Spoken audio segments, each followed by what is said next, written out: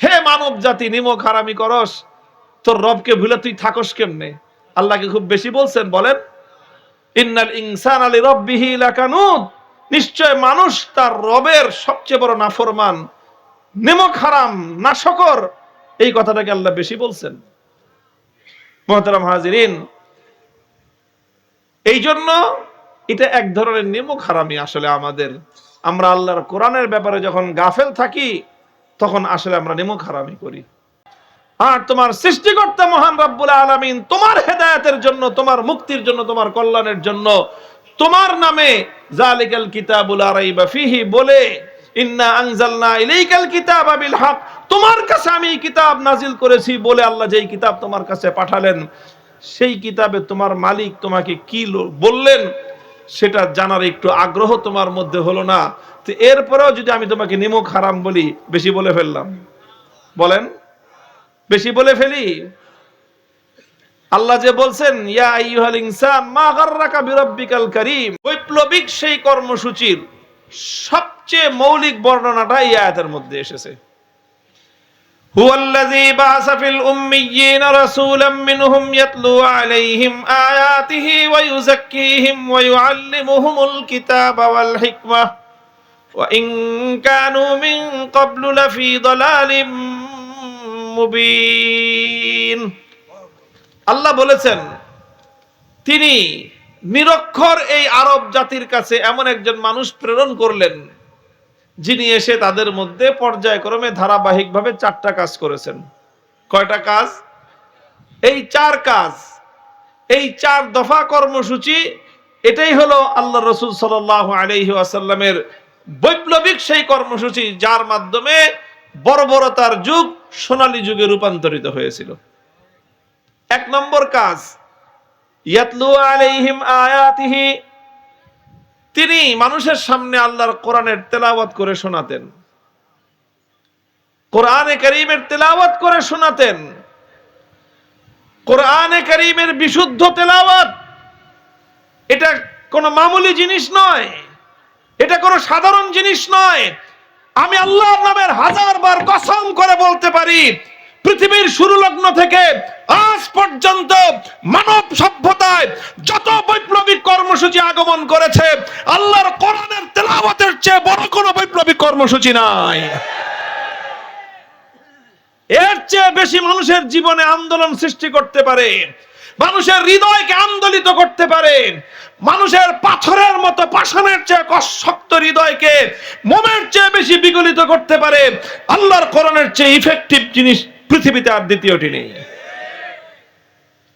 মুহতারাম হাজিরিন, এই জন্য রাসূল আকরাম সাল্লাল্লাহু আলাইহি ওয়াসাল্লামের সর্বপ্রথম কর্মসূচির কথা আল্লাহ নিজে বলেছেন, ইয়াতলু আলাইহিম আয়াতিহি।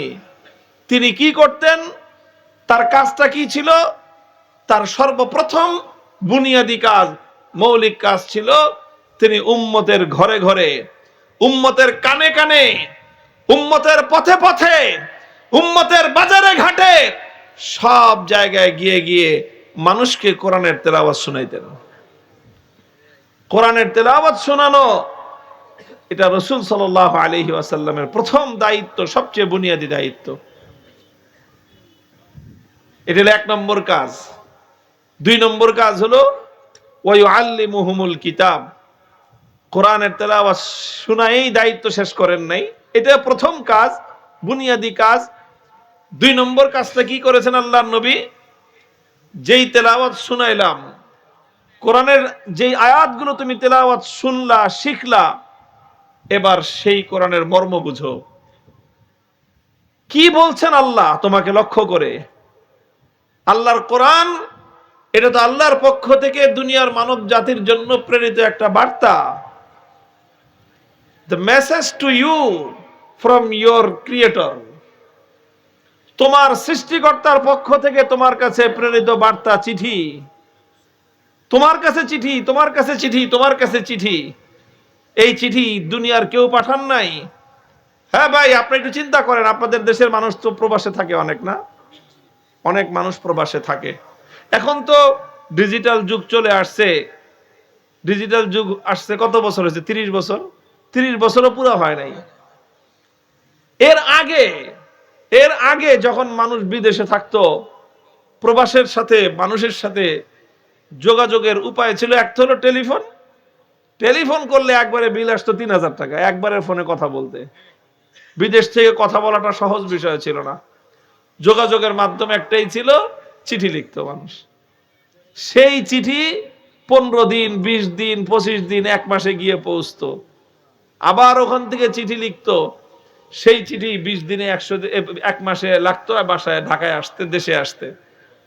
সেটাই ছিল একমাত্র মাধ্যম। আমরাও সেই যুগ দেখেছি।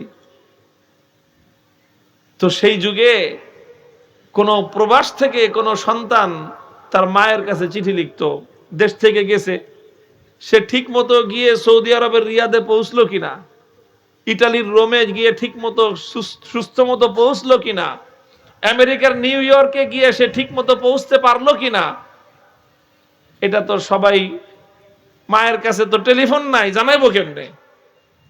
মায়ের তো জানার কোনো উপায় ছিল না। সন্তানটারে বিদেশে পাঠিয়ে দিয়ে মা অধীর আগ্রহে অপেক্ষা করতো যে আমার পোলা রিয়াদে গিয়ে, সৌদি আরব গিয়ে, কুয়েতে গিয়ে চিঠি পাঠাবে আমার কাছে, যে সে ঠিক মতো বাড়িতে পৌঁছলো কিনা, জায়গা মতো পৌঁছলো কিনা। তারপরে সেখান থেকে সন্তান গিয়ে পৌঁছায় ১ পৃষ্ঠার চিঠি লিখতো যে মা ঠিক মতো পৌঁছাইছি, আমি ভালো আছি, কাজে যোগদান করছি, তুমি স্বাস্থ্যের দিকে খেয়াল রাখো, বাবার দিকে খেয়াল রাখো, এই করো সেই করো। এই ১ পৃষ্ঠা চিঠি, আধা পৃষ্ঠা চিঠি লেখা পাঠাইতো। সেই চিঠি যখন কোনো মায়ের কাছে পৌঁছতো, এখনো যদি ৩০ বছর আগের কোনো মায়ের স্মৃতি মনে থাকে, ওনারা সাক্ষী দিতে পারবেন যে সন্তানের একটা চিঠি মায়ের কাছে কত মূল্যবান হইতো। ওই মা ওই চিঠি যে কত শতবার পড়তো আল্লাহই মালুম। আর পড়তে না পারলে, অনেক মা তো আছে এরকম নিজেরা চিঠিও পড়তে পারে না, ওই চিঠি নিয়ে গ্রামের যেই মেয়েটা যে পড়তে পারে ওর বাড়িতে যেত, যে আমার চিঠিটা একটু পড়ে শোনাও। ১ বার পড়ে শোনায়, ২ বার পড়ে শোনায়, ৩ বার পড়ে শোনায়। মায়ের এরপরে মনটা শান্ত হয় না, আবার আরেকদিন যে আরেকজনের কাছে আবার এটা পড়ে শোনাও। কি আছে এই চিঠির মধ্যে? কিছুই নাই। এতটুক জিনিস সন্তানের ভালোবাসার একটা দলিল, এটা বাস। এই তো ভাই, তুমি তোমার মায়ের একটা বার্তা একটা সন্তানের কাছে এত মূল্যবান, একজন প্রবাসী সন্তানের একটা বার্তা তার মায়ের কাছে এত দামি, এত আবেগ। আর একজন স্বামীর কাছে তার স্ত্রীর পাঠানো একটা চিঠি এত মূল্যবান। একজন স্ত্রীর কাছে দূর দেশ থেকে পাঠানো তার স্বামীর একটা পাত্র, একটা বার্তা এত মূল্যবান, এত আবেগের।